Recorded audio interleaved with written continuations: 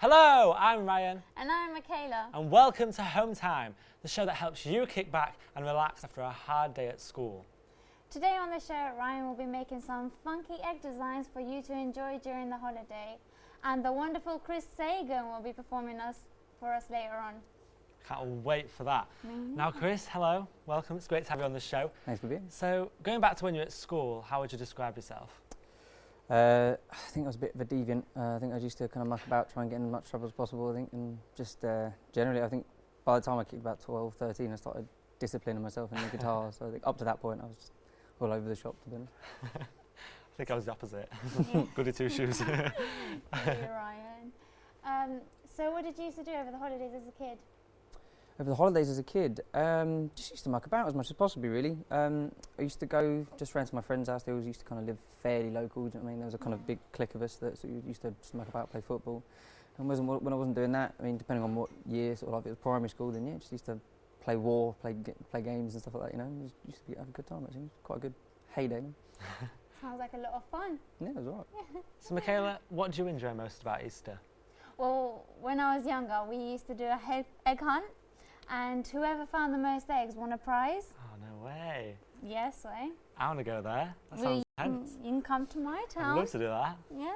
And we'll team up. Yeah. And then we'll definitely win. We make a good team. Exactly. Right. We went out to the centre of London to find out what people get up to during the Easter holidays. When you were younger, how did you celebrate Easter in your house?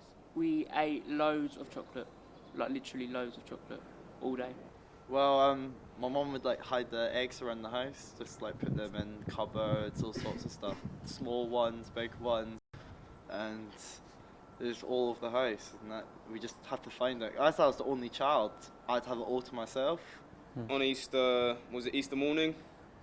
Do a little egg hunt around the house. So the night before, my parents they just literally get a tub and just throw the eggs about, and then basically in the next morning we have to collect as many as possible. Whoever gets the most gets like the ultra egg or something like that. We had an Easter egg hunt in my back garden, and then we just ate all the chocolate. When you were younger, Yeah. did you make your mum anything for Easter, and what was her reaction if you did? I'd make her an Easter egg. Like at my reception, we used to have an Easter egg maker. So you just get 2 pieces of chocolate and melt it into mold it into the egg. And then so every time we'd be like, Like I made some cards at school. The one time we made a paper mache sort of egg, which was quite cool. And she was like, "Oh my God, you really made that?" I was like, "Yeah." So I made my mum and dad both Easter egg cards, and they were very grateful for them.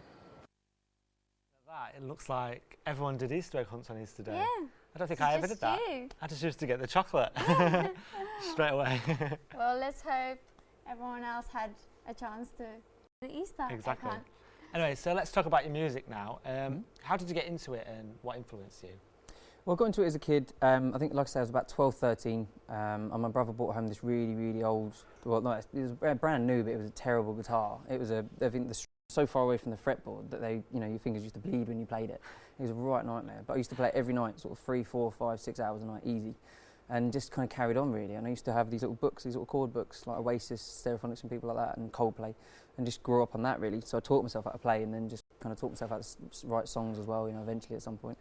And the early stuff wasn't very good, but and then in terms of influences, like I think it broadened as I grew up. So it started off with just kind of stuff like Noel Gallagher, Oasis, Stereophonics, all that sort of stuff, like Britpop, and then it broadened. I got to know someone called Jeff Buckley, and then through Jeff Buckley, things like Bob Dylan, Nina Simone, Ray Charles, and then it broadened even further, like Mozart, Beethoven, things like that. So I'm literally influenced by anything and everything I see. You're kind of a culmination of everything you've ever heard, really, as a musician. So yeah, so everything. So we know you do tours, so what's the craziest thing that's ever happened to you? On a tour, well, I did this one gig I was on a mini tour around the southwest, I think it was in the West Country, so everyone spoke weird, but there, and we went to this place I think it was in Wales actually. There's a place called The Globe, and when I walked in, I kind of got given the finger to kind of go and meet the venue manager. And the venue manager had said, because I used to go under the name Graham Parker, which is actually my actual name, but I had to change it to Chris, because pretty much the story. And he said, don't mean to worry, but Graham Parker, his manager, his agents, his label, and essentially everyone involved with this guy Graham Parker, who was massive, say 30, 40 years ago, early punk time. He said basically everyone's been in contact and they're threatening to sue us because one of the ticket companies that was selling the tickets to my gig had used his picture instead of mine. And he was like, but don't worry about it. Oh, by the way, you're on in 5 minutes. And I was like, oh, right, cheers. Yeah, it's not unnerving whatsoever. So yeah, that was probably the crazy thing. So we're going to play a game now, a would you rather game. Okay, so we're going to give you 2 options and you've got to pick one as quick as you can. So it's quick fire, okay? Really So first one, One Direction or The Wanted? Quick. Neither, but the Wanted, I guess. Okay. Acoustic or electric? Now electric. Used to be acoustic, but now electric, definitely. Twitter or Facebook? Facebook every day of the week. Maths or English? I wish to say maths, but unfortunately, no, it have to be English, yeah. Me or her? I don't know. It's a bit of a tough one, that.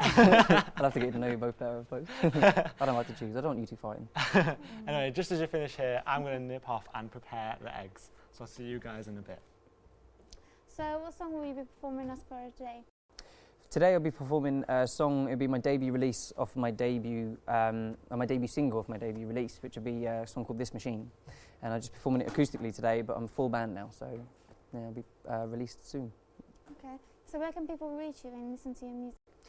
You can just Google. The good thing about Chris Sagan is you can just Google Chris Sagan. I think I'm one of the only ones that's a musician in the world. So either that, or you can just Chris Sagan Facebook or Chris Sagan Twitter. You'll be able to find me on there. All my gigs and songs and YouTube as well. Okay. So where are we expecting to see you in 10 years' time? In 10 years' time, that's a good question. Well, hopefully, just someone who gets paid and gets to live their dream making music. Really, I think that'd be fantastic. I think I'd love to be able to just wake up in the morning and play music for the rest of my life. Yeah. Well, thank you for coming on the show. We look forward to seeing you perform later. Thanks. So we all know at Easter we receive chocolate eggs.